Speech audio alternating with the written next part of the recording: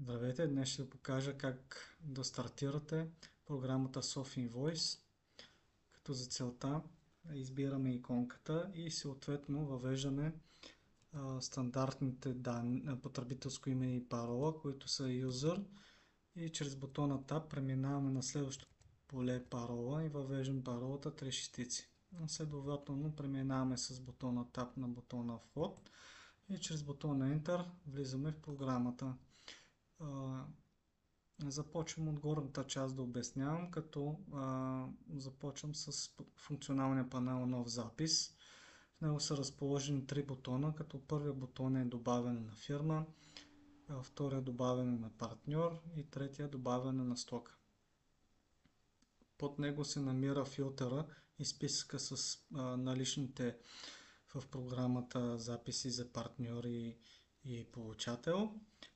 Следователно долу са разположени функционалния панел редакция и функционалния панел настройки, като в функционалния панел редакция се намира бутона редактиране на фирма, редактиране на партньор, редактиране на стока, редактиране на издадени документи.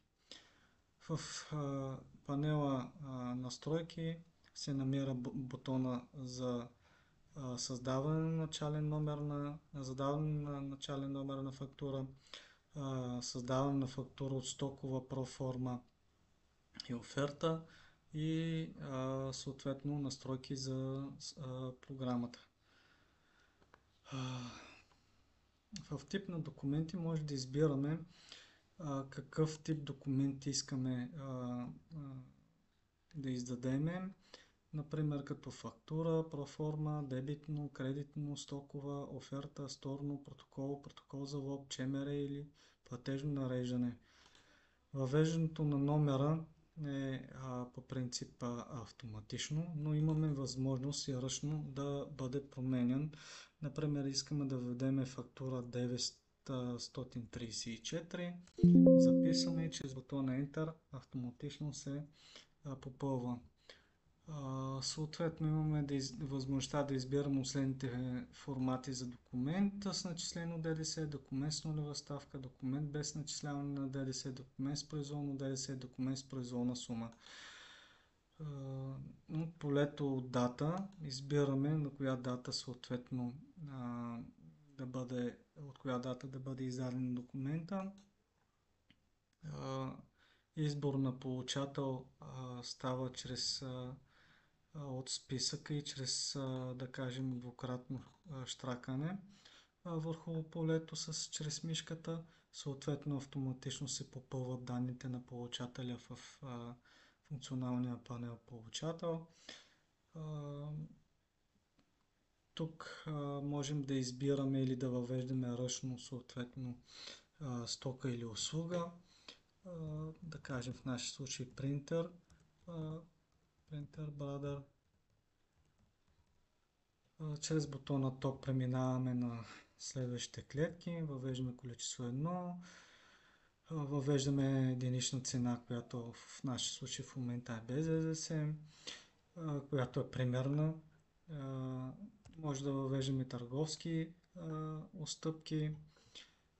Следователно, след свършване на реда, автоматично се появява втория ред, като тук може да демонстрираме и чрез двукратно избиране да се покаже формата с наличната в програма информация за стоки и услуги, като програмата не поддържа количества, единствено само информационно.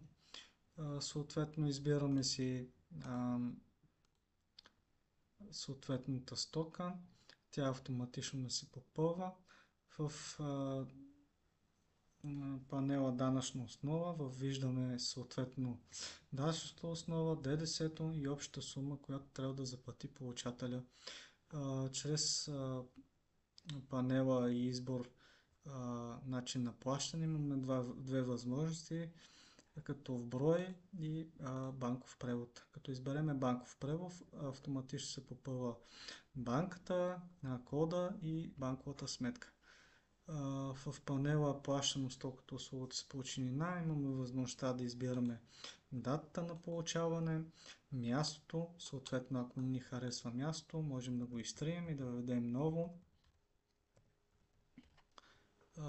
Лицето също можем да промениме.